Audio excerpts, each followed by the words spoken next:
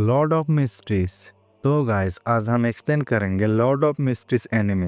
पहले मैं आपको इस एनिमे का पावर या कल्टीवेशन, आप लोग जो भी कहो, मैं पहले इसे आप लोगों को समझा देते हूँ। ये बियॉन्डर्स की दुनिया है जिधर इंसान पोशन पीकर बियॉन्डर्स की एबिलिटी पा सकते हैं और ऐसा करके वो लोग डिवाइनिटी तक भी पहुंच सकते हैं। जिधर पहुंचने के लिए 22 अलग अलग पाथवेज होती है जिसकी शुरुआत सीक्वेंस 9 से होती है। जितना सीक्वेंस नंबर कम होगा उतना ही बियॉन्डर्स की पावर ज्यादा होगी। एनिमी की शुरुआत में हम एक लड़के को देखते हैं जो कि एक मॉन्स्टर के साथ लड़ रहा होता है, लेकिन उसके हमले का उस मॉन्स्टर के ऊपर कोई फर्क नहीं डलता। पर तभी वो मॉन्स्टर उसके ऊपर हमला करके उसे मार देता है। इसके बाद वो मॉन्स्टर अचानक से ब्लास्ट हो जाता है जिस वजह से वहाँ पर सभी चीजें तबाह हो जाती है। तभी सीन चेंज होता है और हमें एक लड़के को दिखाया जाता है जो जैसे अपनी आँख खुलता है वो देखता है कि वो एक अलग ही जगह पर आ चुका है। पर तभी वो अपने सामने खून और गन को देख कर डर जाता है, लेकिन तब भी वो नोटिस करता है उसके सिर पे जो चोट है वो हील हो रहे हैं। पर तभी पीछे से उसे एक आवाज सुनाई देता है जो कि उसे क्लैन बुलाती है।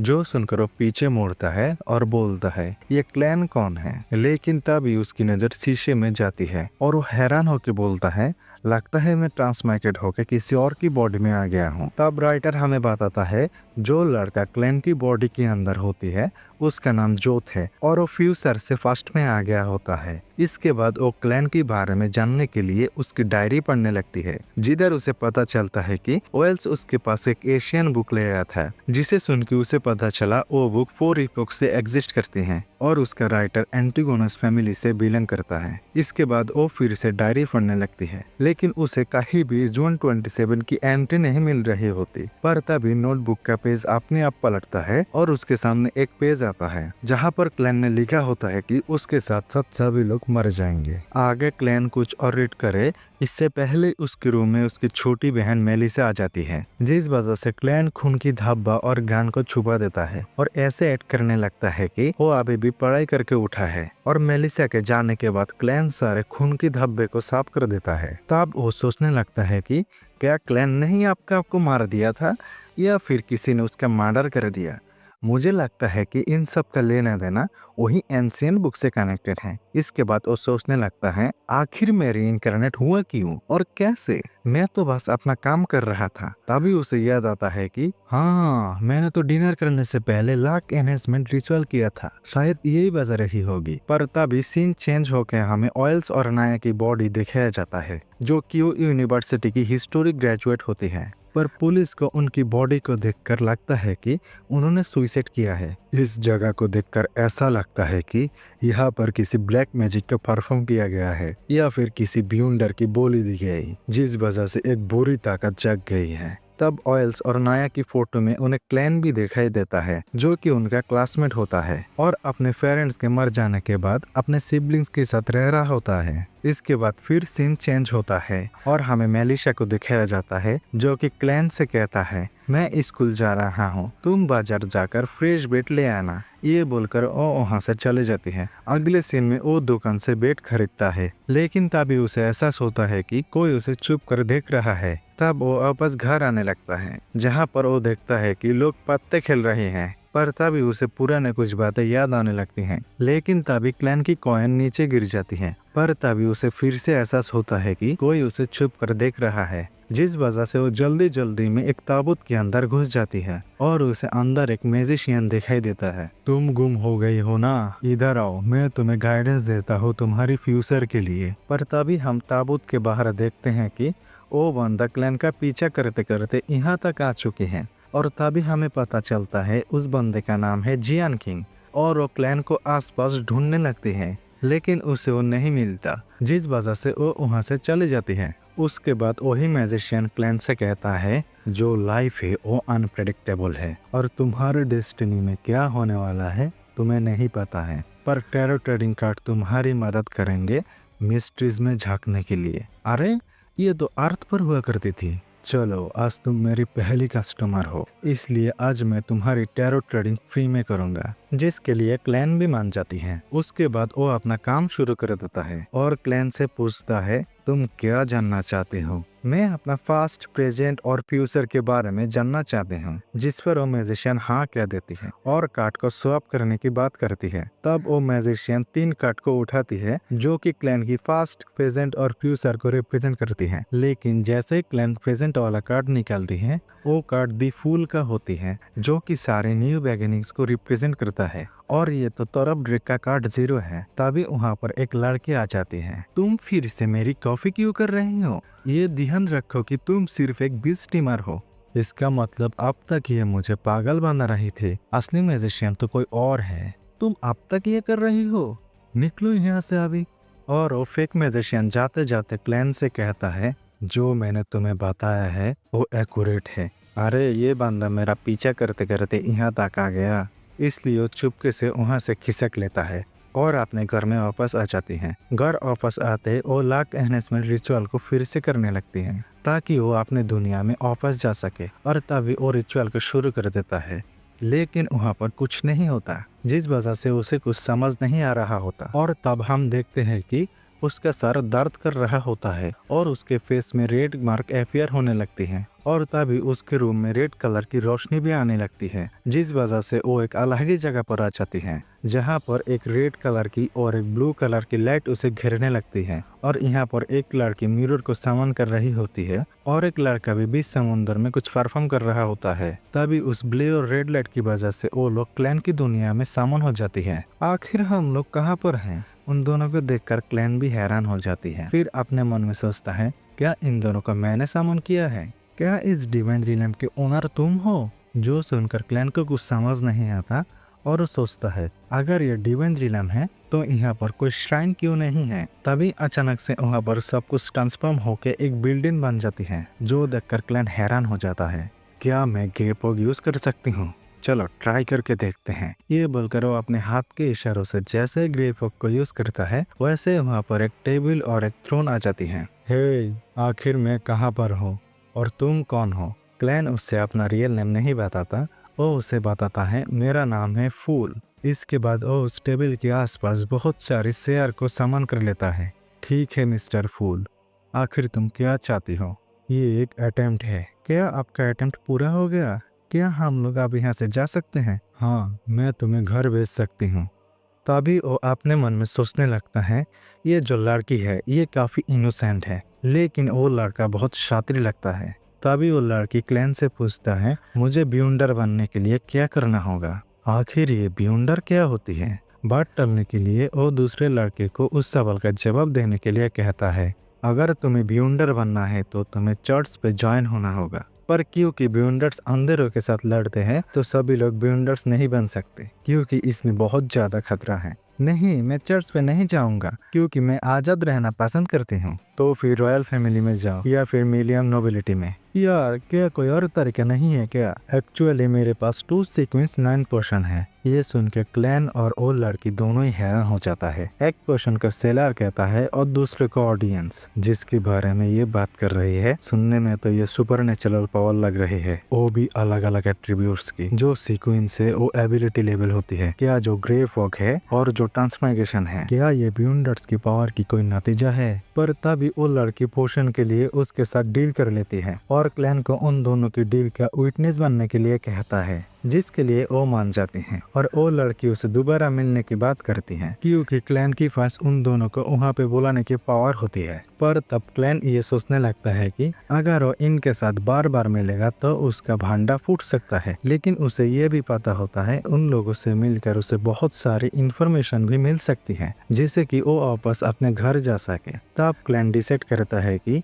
वो लोग हर मंडे शाम को 4 बजे मिला करेंगे। क्या हम लोग भी अपना कोड नेम रख ले, क्योंकि हम लोग अपनी असली नाम थोड़ी यूज कर सकते हैं। हाँ, ये अच्छा आइडिया है। तो फिर मेरा नाम होगा जस्टिस और मेरा नाम होगा हैंगमैन। पर तभी क्लैन की सिर पर फिर से दर्द होना शुरू हो जाती है, जिस वजह से वो मीटिंग को यहाँ पर एंड कर देता है और वो लोग अपने पहले जगह पर पहुँच जाता है। पर तभी क्लैन से मिलने पुलिस आ जाती है, जिस वजह से वो अपने रिवॉल्वर और खून से रंगा हुआ डायरी छुपा देता है। पर तब क्लैन नोटिस करता है ये तो वही बंदा है जो उसका पीछे कर रहा था। तभी वो पुलिस वाला उसे बताता है उसका नाम लियोनार्ड है और वो एक पुलिस ऑफिसर है। ऐसा बोलकर वो अंदर आ रहा होता है, जो देखकर क्लैन कहता है तुम अंदर क्यों आ रहे हो। तभी लियोनार्ड के पीछे से उसका साथी बोलता है तुम थोड़ा शांत हो जाओ, हम सिर्फ थोड़ी इंक्वायरी करने के लिए आए हैं। और तभी हमें पता चलता है कि इस बंदे का नाम है डॉन स्मिथ और वो उसे बताता है कि उसका दोस्त ऑयल्स और नाया ने सुसाइड कर लिया है।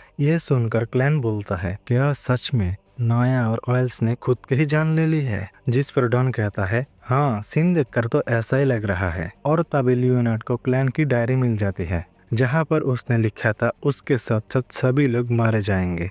तब क्लैन थोड़ा घबराने लगता है और वो उन्हें बताता है कि उसे इस बारे में कुछ भी याद नहीं है। लेकिन तभी डॉन कहता है तुम 27 जून में गवर्न के घर से उसके रिवॉल्वर भी चुराया हो, इसके बारे में आप तुम क्या बोलना चाहोगे। जो सुनकर वो उन्हें बताता है कि सच में मुझे कुछ भी याद नहीं आ रहा है। तभी डॉन कहता है हम इस पर कैसे यकीन करें, इसलिए तुम्हें हमारे साथ साइकिक वेरिफिकेशन के लिए जाना पड़ेगा। ऐसा बोलने के बाद वो लोग क्लैन को यहाँ से ले जाने लगता है। लेकिन तभी क्लैन अपने मन में सोचता है अगर इन लोगों को पता चला कि मैं एक ट्रांसमाइग्रेटर हूँ, यानी कि मेरी सोल किसी दूसरे बंदे के बॉडी में आ गया है। पर तभी एक छोटा बच्चा चोरी करके वहाँ से भाग रहा होता है, जिस वजह से पुलिस का ध्यान भटक जाता है और क्लैन इस चीज का फायदा उठाकर वहाँ से भाग जाती है। तभी वो थोड़ी दूर जाकर ये नोटिस करता है कि उसके ऊपर जो पानी गिरा था वो फ्रीज हो गया है और उसके आसपास की चीजों ने भी हिलने स्टार्ट कर दिया है। इस वजह से वो उन सभी से बचते हुए एक कैरेज के अंदर घुस जाती है और उस कैरेज की ड्राइवर से कहता है मुझे पोर्ट की तरफ ले जाओ। तब वो भी उसे लेकर जाने लगती है। ये देखकर क्लैन अब काफी खुश हो जाती है क्योंकि कोई अब उसका पीछा नहीं कर रहा होता। तभी क्लैन अब कैरेज ड्राइवर को रुकने के लिए कहता है, लेकिन वो बंदा रुक ही नहीं रहा होता। जो देखकर क्लैन कहता है आखिर तुम कहाँ जा रहे हो। पर ओ ड्राइवर कहता है मैं ऑयल्स के घर पर जा रहा हूँ। और हम देखते हैं ओ बंदा और कोई नहीं बल्कि डॉन होता है जो कि कैरेज चला रहा था। लेकिन तभी उसकी आंख उसके कमरे में खुलती है। लगता है मैं सपना देख रही थी। पर तभी उसके सामने स्मिथ आ जाती है जो कि उसे बताता है तुमसे दोबारा मिलके खुशी हुई। लगता है ये मेरी ड्रीम को मैनिपुलेट कर रही है, इसका मतलब ये एक ब्यूंडर है। पर तभी स्मिथ बोलता है तुम्हारे सोचने से रात में हमारी ताकत बढ़ जाती है।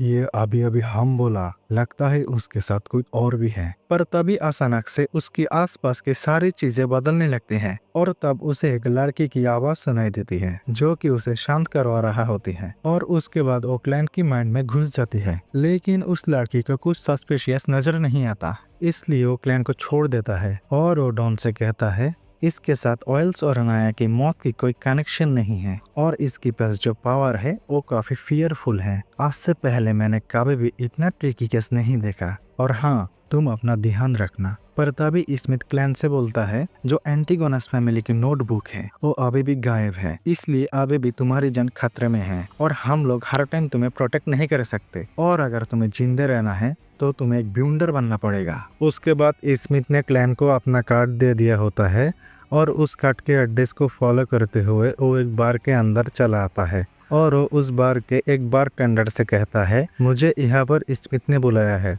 स्मिथ का नाम सुनते वो बारटेंडर क्लैन को एक लिफ्ट में भेज देता है और उस लिफ्ट के जरिए नीचे पहुंच जाता है, जिधर रिसेप्शन पर उसे एक लड़की दिखाई देती है जिसे वो अपना नाम बताता है। वो भी तो अब कहता है हाँ, कैप्टन ने बताया था कि तुम आओगे। उसके बाद वो उसे बियॉन्डर्स के सीक्रेट अड्डे पर ले आते हैं और रास्ते में उसे काफी सारे बियॉन्डर्स के बारे में बताने लगती है और उसे कैप्टन स्मिथ के पास अकेले जाने के लिए कहती है। तब क्लैन स्मिथ के रूम के अंदर चला जाता है और कुछ फॉर्मेलिटीज पूरी करने के बाद वो उनकी टीम की मेंबर बन जाती है। उसके बाद स्मिथ उसे एक अलग ही रूम में ले आती है और वो क्लैन से पूछता है क्या तुम्हें माइथ ऑफ क्रिएशन के बारे में पता है।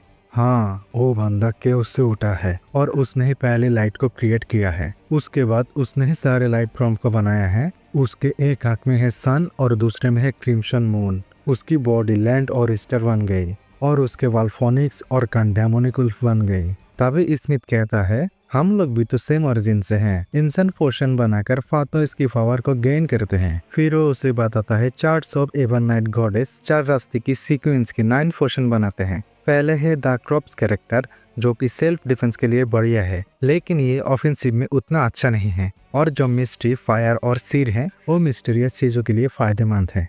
मुझे जो बताना था मैंने तुम्हें बता दिया। अब तुम्हें पोशन लेने के लिए ओल्ड नील के पास जाना होगा, जो कि तुम्हें आगे की चीजें बता देगी। उसके बाद क्लैन नील से मिलने के लिए एल्केमी रूम में आ जाती है और वो देखता है कि ओल्ड नील एम्परर रोजल की बुक को डिकोड कर रहा है। ओह, तुम आ गए। ये एम्परर रोजल की बुक है। इसके अंदर जो मिस्टीरियस सिंबल है उसके अंदर काफी सारी मिस्टीरियस पावर छुपी हुई है, लेकिन आज तक कोई भी उसे पूरा डिकोड नहीं कर पाया। लेकिन क्लैन की नजर जब रोजल की बुक पर पड़ती है वो सब कुछ समझ जाती है, क्योंकि वो सभी मिस्टीरियस सिंबल चाइनीज लैंग्वेज में लिखी होती है। और उसके साथ साथ उसे अपने आगे की रास्ते भी मिल जाती है कि उसके लिए कौन सा पोशन बेस्ट होगा। तभी नील क्लैन से उसके पोशन के बारे में पूछता है, जो सुनकर क्लैन बोलता है, मैं सिर लूंगा। क्या तुम श्योर हो बच्चे? क्योंकि अगर तुमने ये पोशन ले लिया उसके बाद तुम अपने रास्ते को चेंज नहीं कर सकते। हाँ, मैं श्योर हूँ, मैं सिर ही लूंगा। कुछ देर बाद वो पोशन बनकर तैयार हो जाती है। उसके बाद क्लैन उस पोशन को पी लेता है, जिस वजह से उसकी बॉडी के अंदर काफी ज्यादा चेंजेस आती है और वो आउट ऑफ कंट्रोल होने लगती है। जो देखकर नील कहता है, फोकस करो और अपने आप को कंट्रोल करने की कोशिश करो। उसके बाद क्लैन जैसे तैसे करके अपने आप को कंट्रोल कर लेता है, लेकिन उसकी आंखें डार्क हो जाती है, यानी कि उसे अब सिर की पावर मिल चुकी है। वाओ ग्रेट, अब तुम्हारे पास स्पिरिचुअल विजन है। इसके यूज करके तुम ऑरा देख सकते हो और इसके साथ साथ स्पिरिचुअलिटी और रिचुअलिस्टिक मैजिक भी कर सकती हो।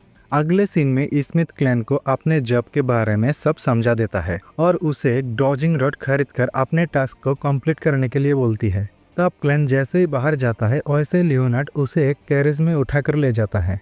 हमें एक लड़के को ढूंढने की मिशन मिला है, ये लो इसकी सामान और उसकी लोकेशन पता करो, क्योंकि तुम्हारे पास जो सिर की एबिलिटी है उसकी हेल्प से तुम काफी आसानी से लोकेशन पता कर सकती हो। फिर वो अपने पावर से अपने डॉजिंग रॉड को यूज करने लगती है और अपने स्पीड विजन को भी एक्टिव कर लेता है। तब वो अपने पावर के जरिए उस जगह को ढूंढ लेता है जिधर से एलियन गायब हुआ होता है और वो वहाँ से उसकी प्रेजेंस को डिटेक्ट करते हुए उसकी लोकेशन को ढूंढ निकलता है। कुछ देर बाद क्लैन और लियोनार्ड एलियन की लोकेशन पर आ जाती है। तभी लियोनार्ड अपने पावर से दरवाजा तोड़कर अंदर आ जाता है और वो जाकर उन गुंडों की धुलाई कर देता है। तभी अचानक से वहाँ पर एक पंख आके उन गुंडों से टकरा जाती है, जिस वजह से वो गुंडा अब एक मॉन्स्टर में चेंज हो जाती है, जिस वजह से उनकी ताकत बढ़ जाती है। लेकिन फिर भी लियोनार्ड उनकी धुलाई कर रहा होता है, जो देखकर वो मॉन्स्टर वहाँ से भागने लगती है। लेकिन लियोनार्ड अपने मिडनाइट पॉइंट एबिलिटी की यूज करके उसे गहरी नींद में सुला देता है। उसके बाद वो लोग उस बच्चे को सेफली लेकर चला जाता है। तभी क्लैन और मेलिसा ने अपने घर चेंज कर लिया होता है और बेंसन भी उस नया घर को देखने के लिए आ गया होता है। उसके बाद वो तीनों खाना पीना और कुछ मौज मस्ती करता है। इसके बाद सीन चेंज होता है और हम देखते हैं कोई बंदा क्लैन का पीछा कर रहा होता है और उस बंदे को नाइट हुक ने पकड़ लिया इन्वेस्टिगेशन करने के लिए। और तभी कैप्टन स्मिथ उस बंदे के ऊपर अपने नाइटमेयर का पावर इस्तेमाल करते हैं, जिस वजह से उन्हें पता चलता है इसे बंदे की वजह से एंटीगोनस फैमिली का नोटबुक मार्केट में आया है और ये बंदा सीक्रेट ऑर्डर ऑर्गेनाइजेशन से बिलोंग करता है। गाइस, आप लोगों के दिमाग में एक सवाल आ रहा है कि ये एंटीगोनस फैमिली के नोटबुक आखिर है क्या? चलो मैं आपको इसके बारे में थोड़ी बातें बता देता हूँ। ये एंटीगोनस फैमिली का नोटबुक एक सील आर्टिफैक्ट है जिसका ग्रेड शायद 0 या 1 होगा और आप लोग तो जानते हो इस एनिमी में ग्रेड नंबर जितना कम होगा ये उतना ज्यादा डेंजरस होगा। तो अब आप लोग समझ जाओ ये एंटीगोनस फैमिली का नोटबुक कितना ज्यादा खतरनाक होगा। ये ब्लैक कवर में पुराने नोटबुक है जो एंटीगोनस फैमिली ने लिखी है। ये एक लिनेस जो पुल फाथर्स के मास्टर थे। इस नोटबुक के अंदर बहुत ही ज्यादा मिस्टीरियस राज छुपा हुआ है जो कि उनका गॉड हेड फर्स्ट का हिस्सा है, जिस वजह से अभी के टाइम ये नोटबुक पूरे सिटी के लिए खतरा बन सकता है। आई होप अभी के लिए इतना ही काफी होगा। इस बुक के बारे में और भी रस खुलेंगे और तुम लोग टेंशन मत लो, जैसे जैसे एपिसोड आएगा वैसे वैसे इस बुक का रस भी खुलेगा। तो इसलिए अभी के अभी सब्सक्राइब बटन को ठोक डालो और लाइक बटन को दबा दो। चलो एनिमी कंटिन्यू करते हैं। सीक्रेट ऑर्डर ऑर्गेनाइजेशन का लोड भी ये एंटीगोनस फैमिली के नोटबुक के पीछे पड़ा है और शायद इस वजह से ये क्लैन का पीछा कर रहा था। हमें इन लोगों से पहले एंटीगोनस फैमिली का नोटबुक ढूंढना पड़ेगा। कैप्टन, क्लैन को नोटबुक के बारे में कुछ पता चला है। अगले सीन में क्लैन उन लोगों को उस जगह पर ले आता है जिधर नोटबुक का क्लू है। तभी हम वहाँ पर एक बुढ़ी औरत को देखते हैं जो कि मरा हुआ है और उसके शरीर गलना शुरू हो चुका है। इस बूढ़ी औरत का नाम है केटी स्टेफेनिया वाइबर और ये केटी एंटिगोनस फैमिली से है, एक पावरफुल लिनेज जो फुल फातोस से जुड़ा हुआ है और इसकी मौत भी उसी नोटबुक के कारण ही हुआ है। क्या तुम में से किसी को वो नोटबुक मिला है? नहीं, मुझे लगता है उस नोटबुक को लेकर इस बुढ़िया के बेटे रे वेबर भाग गया है। तो क्लैन उसे ट्रैक करने की कोशिश करता है लेकिन वो फेल हो जाता है। उसके बाद हमें अगले दिन का सीन दिखाया जाता है जिधर क्लैन, स्मिथ और लियोनार्ड एक जगह पर खड़े थे और सामने से 3 लोग ग्रेट टू सील आर्टिफैक्ट लेकर आते हैं जिसकी हेल्प से वो रे वेबर को ट्रैक कर सके। उन तीनों में से पहले बंदे का नाम है एल हासन। ये बैकलैंड से है और ये सिल्पलेस पाथवे से बिलोंग करते हैं और इसका सीक्वेंस है 7 जिसका नाम है नाइटमेयर। और दूसरे बंदे का नाम है बोर्जिया जो क्रॉप्स पाथवे से है और इसका सीक्वेंस है 8। और एंड में है डेली जो अगेन क्रॉप्स पाथवे से है और इसका सीक्वेंस है 7। उसके बाद ये लोग एक रिचुअल करते हैं जो बेसिकली हिलाना होता है, मतलब हाथ को हिलाना। रिचुअल पूरा होते उस बॉक्स से एक पपेट बाहर आती है जो कि रे वाइबर की लोकेशन ट्रैक कर लेती है। और इस पपेट की एक और खास बात है कि जो भी इसके 5 मीटर के रेडिएशन के अंदर आएगा वो स्टक या स्लो हो जाएगा। उसके बाद ये लोग रे वाइबर की लोकेशन की तरफ निकल जाते हैं। फिर सीन को सेंस करके हमें डॉक वेयर हाउस का सीन दिखाया जाता है जिसके अंदर रे वाइबर होती है जो कि उस नोटबुक की हेल्प से अपने एंसेस्टर की पावर को हासिल करने की कोशिश करते हैं, लेकिन इसमें वो फेल हो जाता है और वो एक मॉन्स्टर में ट्रांसफर होने लगती है और उस नोटबुक को वो अपने पेट में एब्जॉर्ब कर लेता है और एक फुल्ली मॉन्स्टर में ट्रांसफॉर्म हो जाती है। और वहाँ पे एक मार्क्स वाला बंदा चुप कर ये सारी चीजें देख रहा है। इस बंदे का नाम है क्लाउन और ये बंदा भी सीक्रेट ऑर्गेनाइजेशन से बिलोंग करता है। इस पागल ने ये क्या कर दिया? इसे नोटबुक एब्जॉर्ब करने की जरूरत क्या थी? आगे क्लैन और बाकी सभी भी यहाँ पर पहुंच जाते हैं। उसके बाद क्लैन अपने पावर को यूज करने ही वाला था, लेकिन तभी रे वाइबर यानी ओ मॉन्स्टर उन लोगों के सामने आ जाते हैं और ओ मॉन्स्टर आते ही उन्हें धोना शुरू कर देता है। लेकिन तब भी लियोनार्ड अपना चेंट और स्मिथ अपना पावर मैनिपुलेशन का यूज करता है, लेकिन उससे उस मॉन्स्टर को घंटा भी फर्क नहीं पड़ता। तुम लोग इसे और थोड़ी देर के लिए होल्ड करके रखो, मैं इसका वीकनेस ढूंढ के इसे मसल देती हूँ। तुम जल्दी करना, नहीं तो ये हमें मसल देगा। कुछ देर बाद डेली ने अपने अटैक को रेडी कर लिया होता है और वो उस मॉन्स्टर के पास जाके उसे फाड़ देता है, जिस वजह से वो मॉन्स्टर ब्लास्ट हो जाती है और उसके अंदर से नोटबुक बाहर आ जाती है। और तभी क्लैन उस नोटबुक को उठा लिया होता है, लेकिन तभी क्लाउन वहां पर आ जाती है उसी नोटबुक को लेने के लिए, जो देखकर लियोनार्ड और स्मिथ उसके ऊपर गन शूट कर देता है। लेकिन क्लाउन बहुत आसानी से उन सभी से बच जाते हैं। उसके बाद लियोनार्ड उसके ऊपर डायरेक्ट अटैक कर देता है। उसके बाद लियोनार्ड उसके ऊपर डायरेक्ट हमला कर देता है और उन दोनों के बीच जबरदस्त फाइट शुरू हो जाती है। लेकिन तब भी फाइट के कारण वो बॉक्स खुल जाते हैं और वहां से वही पॉकेट बाहर आती है, जिस वजह से वहां पर जितने भी लोग थे वो सभी फ्रीज हो चुका है। लेकिन तब भी क्लैन अपना दिमाग लगाता है और वो अपना सिर और लाख रिचुअल पावर परफॉर्म करती है, जिस वजह से वो अपना डिवाइन रिलम में आ जाती है। फिर वो अपने जगह पर वापस चले जाती है, जिस वजह से वो अभी मूव कर पा रहा था और क्लैन इसी मौके का फायदा उठाकर उस बंदे को मार देता है। उसके बाद सीन चेंज हो जाता है और वो लोग उस नोटबुक को एक सेफ जगह पर रख देता है। मैं गॉडेस से इस बारे में जरूर बात करूंगा कि तुम नोटबुक देख सकते हो या नहीं। तभी सीन चेंज होता है और हम क्लैन को उसके टीचर के साथ देखते हैं जिसका नाम है आजिज एगर्स। गाइस, इस कैरेक्टर को तुम अच्छे से याद कर लेना क्योंकि ये आगे जाके बहुत धमाका करने वाला है। क्या आपको एंटिगोनस फैमिली के नोटबुक या ऑनर्स के बारे में कुछ पता है? मुझे इस बारे में कुछ भी नहीं पता, लेकिन क्या तुम कोई सीक्रेट ऑर्गेनाइजेशन में काम करते हो जिधर तुम्हें ऐसे चीजों के बारे में बताया जाता है? लेकिन क्लैन उसे अपने बारे में ज्यादा कुछ नहीं बताता और वहाँ से जाने लगते हैं। तुम जिस अंधेरे रास्ते में चल रहे हो उस रास्ते में काफी सारे खतरे भी होते हैं और इस वजह से तुम अपना ख्याल रखना। फिर क्लैन के जाने के बाद वो बाहर देखते हुए कहता है, तो एंटिगोनस फैमिली नोटबुक और हॉनर चेज। हाँ, पर तभी उसके शैडो से एक स्केलेटन बाहर निकलती है। उसके बाद सीन चेंज होकर हमें एक बंदे को दिखाया जाता है जो कि अपने आप को काट फाड़ रहा होता है और ऐसा उसने खुद नहीं किया। एक्चुअली अरोरा ऑर्डर के बंदे उसके बॉडी का कंट्रोल करके उससे ये सब करवा रहा होता है। ये अरोरा ऑर्डर एक ऑर्गेनाइजेशन का नाम है। इस ऑर्गेनाइजेशन के लोगों को भी वो एंटिगोनस फैमिली का नोटबुक चाहिए होता है, इसलिए वो लोग इस बंदे को उस बुक को लाने के लिए भेजा है। लेकिन ये बंदा उस बुक को लाने में फेल हो गया है, इसलिए इसे ये लोग कट फाड़ रहा होता है और उसे एक आखिरी चांस देता है वो बुक लाने का। इसके बाद सीन चेंज होता है और हम देखते हैं क्लैन नील से मिलने के लिए एल्केमी हॉल जाते हैं जिधर नीलू से एक रिचुअल स्टिक मैजिक टिस कर रहा है, क्योंकि जो कमजोर विंडर्स होते हैं वो इस रिचुअल की वजह से अपने पावर को एनहेंस कर सकते हैं। और हाँ, इस बात को ध्यान रखना कि रिचुअल परफॉर्म करते दौरान कोई डिस्टरबेंस नहीं होना चाहिए। उसके बाद नील और भी रिचुअल के बारे में काफी सारे ज्ञान फैलता है जो कि आप लोगों की सेहत के लिए अच्छा नहीं होगा, इसलिए मैंने उसे एक्सप्लेन नहीं किया। और हाँ, अगर आप लोग सब्सक्राइब बटन को ठोकोगे तो वो मेरे सेहत के लिए अच्छा होगा। तो फिर जल्दी से तुम लोग सब्सक्राइब बटन को ठोको और मैं एनिमी को। फिर हमको आगे लेके जाया जाता है